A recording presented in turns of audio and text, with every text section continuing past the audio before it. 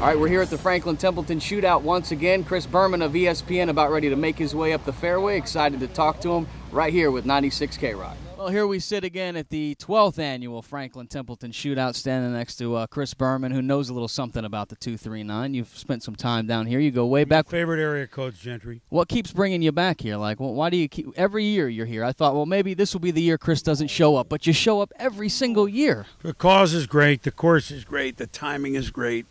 We have a home at Captiva I never get to. I like this part of Florida. We've said that before. It's Florida that the Northerners don't really think is Florida. I mean, they think of it as something else. They think of Florida as something other than the 239 area code. I'm comfortable here, and the shrimp is great. Well, we're excited to have you back. I was excited to see you. Actually, we had just had an election recently, and you had a chance to talk to not only Barack Obama but Mitt Romney. It made me think, you do highlights all the time. But what's the Chris Berman highlight? What would be your main highlight reel if we had to play it back? You go back, I'm sure you've talked to Super Bowl champions, you've talked to presidents, you've had an opportunity to interview a lot of people. What's the ultimate Chris Berman journalist highlight? Well, you still would probably go to a sports guy, like doing a couple innings with Willie Mays, for example, or having Joe Namath, who are your two boyhood heroes. But a sitting president, now that was strong. When I saw that, I was like, this is strong. Now, we did it 4 years ago, Gentry, but neither Barack Obama nor John McCain was in the White House. They were senators, which is still pretty cool. I mean, I'm a history major, so this is not – I like this stuff. I mean, by the way, they are running for president of the United States. But my point is, you don't think your job – I'm even driving in, okay, whatever Monday that was, the day before the election, November, whatever. You're going to, among other things, interview a sitting president here in about 4 hours. It's not your normal job description for any of us. Nervous at all? Any nerves? I had met him, President Obama, a couple years ago, so not really, but it's still the president, Sitting president, I've met 4 or 5 of them. But I only interviewed President Clinton in office a couple of times. But it is the president now. It's a powerful office. So Joe Namath, Willie Mays, the president. Is that how we're ranking them? Well, no, I don't know. I'm just saying that it's not your normal job description. Hey, you go into work today and you're going to interview a sitting president. Yeah. It was fun. They were both gracious. Mitt Romney was gracious. Barack Obama was good. But he didn't grant me a pardon for the Swami. I told him the Swami's having a rough year, and I might need to call upon you for a presidential pardon. And he went, I don't know about the powers of the Constitution. Doesn't know if he wants to waste that one. So he was on his toes. Yeah. Thought I could sneak that one by him. Pretty sharp. Well, speaking of politics, recently Bob Costas has caused quite a stir.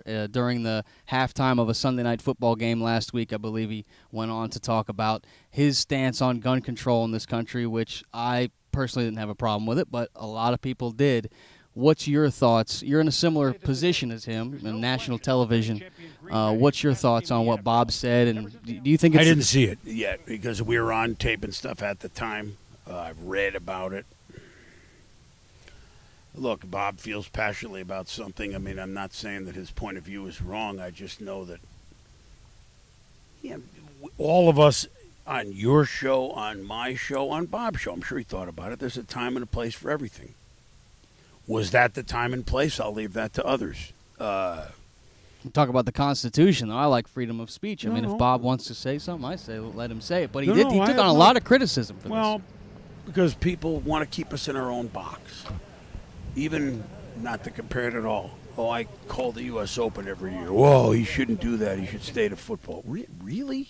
So from that angle, I agree. Like if that would I have that night chosen it? Not necessarily, but I'm not knocking Bob at all. I mean, let's face it, it's a real problem. So we had done 3 hours of the show in the morning, and that didn't cross my mind. But then again, now this is by the evening. That's another 12 hours later. So again, you got to decide on your own what your viewers or listeners, or if it's the time or place. Sunday morning, if someone had brought that up, hey, you feel strongly about this, would you have talked about it? I wouldn't have. But that's Sunday morning. I can't answer Sunday evening. Let's talk about a little lighter stuff like some football. I got to tell you, a big fan of the NFL Sunday Countdown. I think the additions of Key and CC with you and Tom and the coach right next to you. I mean, what a great show you guys do, and that comes from the bottom of my heart. I watch it every Sunday, pal. Thank you. What has changed from over the years now? I mean, is your job easier now that you're working for the Mouse? And I'm sure there's all kinds of hats, or is it business as usual 20 years ago when it was you and TJ? Well, the Mouse is... We've been there 20 years, so no, they don't come in and say, hey, this is how you should do a football show. But last year and this year, it's 3 hours. Nobody else does more than an hour other than the NFL Network. So, I mean, it's a lot of stuff.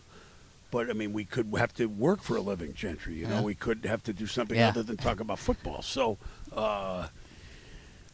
it's a labor of love. Those guys are great. We're like we kind of Tommy and I certainly, and the other guys. We've all been together. I think now these 5 years. Great show. So, but we have fun in our meetings. We have fun on the set. It's a good, and we do it Monday night again. It's a good group. It really is. 10 a.m. every Sunday. Don't miss this guy. NFL Sunday Countdown. Best preview show. And then, of course, you're there Monday nights. They got you putting it's in all right. It's football. Speaking of football, we're through 13 weeks of football. What's your biggest surprise at this point in the season? Biggest surprise of the year? Whether it's a coaching surprise, player surprise, team surprise. What are you most surprised about seeing this year? Off the top of my head, the Indianapolis Colts I know Andrew Luck is going to be great, but they're 8-4. They won 2 games. They're going to make the playoffs. Really? That would be one. And the coach is battling leukemia, oh, by the way, Coach Pagano. And then... I mean, that's one. Not that he's the only rookie doing well, but the Colts 8-4 would be a huge surprise. Some teams like the Eagles or the Chargers, to a lesser degree, for example, not in my wildest dreams that I think the Eagles would be looking at a top 5 draft pick. I noticed you keep picking them. I did, but that Andy Reid, who is the best coach the Eagles have ever had, like it's going to end apparently this way. Like I would have never anticipated that. So there's a good Colts and there's an Eagles. Really? Like really? This 8 haven't won since what, week 4? Really? It's very surprising. One team that's surprising that they're so close every week, but they just can't seem to find a way to get some of these wins is the Tampa Bay Buccaneers. We got a lot of Bucs fans down here. Greg Schiano's got them playing hard. What do you think about this end of the game victory formation? Schiano says play to the last second. I know some people, there have been people very upset about this, but Bucs fans are like, hey, we got a chance to win. Let's play. Your thoughts? First of all, I think what he's done with the team is great. I think, as an example, that type of attitude has infiltrated the whole team, meaning we're going to play hard to the end. I actually thought that after all the ruckus, and understandably so because they're the only ones to do it in week 2 with the Giants, that we wouldn't see it again. You know, I actually was surprised there because I like him and what he's done a lot. I like this team. That game against Atlanta was one of my most fun games to watch all year. Ricky Fowler just got his learner's permit, and he screeched. You match, actually. That nice orange golf bag of his. Wore it for it's a good look. San Francisco Giants today. But you like about Schiano? The best thing that Coach Schiano did this year, by far, was his one-day signing of Eric LeGrand, the young man that was paralyzed playing for him at Rutgers. I've got to know Eric a little bit myself. And the fact that his dream was to play pro football, and obviously he will never realize it, he signed him and he, quote, retired as a member of the, one-day contract, were a Tampa Bay Buccaneer.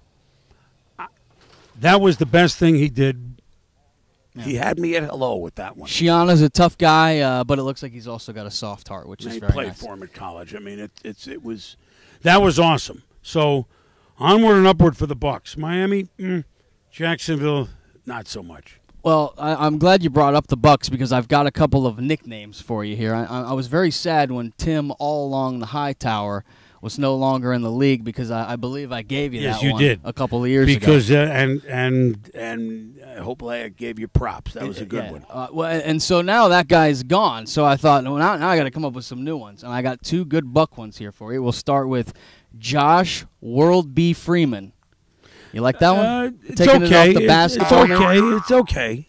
And then Doug, my second favorite Martin. Right. Well, that's because we had your first favorite Martin. Favorite Martin. He is my second favorite Martin. I thought of that one myself. Second favorite Martin.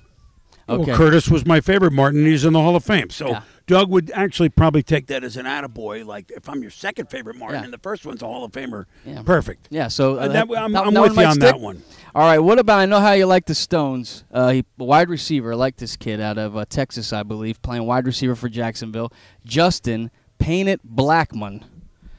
Like the great Stones I see record, a red Painted door Black. and I want it painted Blackman. Yes, That's Justin good. Painted You're in. Blackman. Okay, I got another one Yeah, with the holidays, and we got this quarterback controversy in San Francisco. How about Colin, jolly old Saint Kaepernick?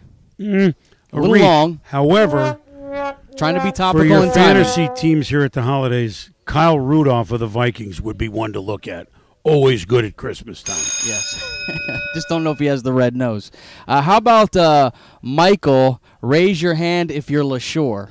You like that one? Well, or we've gone, Michael, row your boat, LaShore. That's a nice one. That's kind of a, all-inclusive. That goes back away. That was we looked it up more night. highway. Okay, now That goes back a few years. That's a ways back. I got a couple more for you. How about Victor, I want to take you on a sea cruise? Well, but we've already had Julio. won't you let me take you on a sea you've cruise? already used that one. See, I mean, that's Okay. like 30 years ago. in baseball. Gotcha. So It'd be like my maybe you favorite can bring it Martin. back. It's okay. You don't remember that. I'm just all trying to for help it. you, buddy. Hey, I love every one of these. He's young yet. All right, and then finally I have a kicker, and the kickers never get any love. But how about Lawrence? Give me just a little more tines. It's That's good. a great title to a song. However, That's a song title. It sounds like I'm cutting them all down. Painted Blackman is in. Justin Painted Blackman. You're in. I Okay, see a red good. door, and I want to. Painted Blackman. Yeah, That's a good one.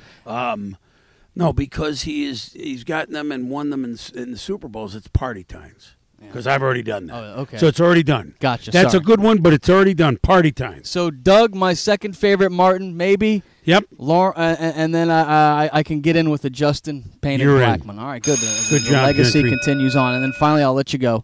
I know you want to get back to Captiva, to the sunshine and the shoreline, but Super Bowl prediction. You got one through 13 Well, I had weeks? Baltimore. Against Philly. Oops. So I'm going to stick with Revise. the You Ravens. can I'm gonna revise stick that. with the Ravens, although At the moment, they look not as stately as a New England or as a Houston in the air, but I'm going to stick with Baltimore. And I it sounds like I'm picking a hard bowl, but I think San Francisco.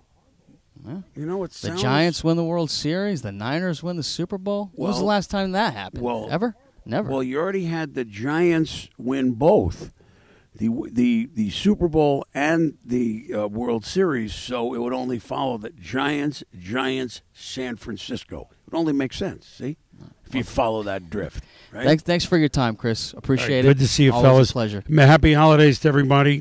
Down here in the 239. The Swami predicts it's Stein-O-Mite. It's Stein-O-Mite.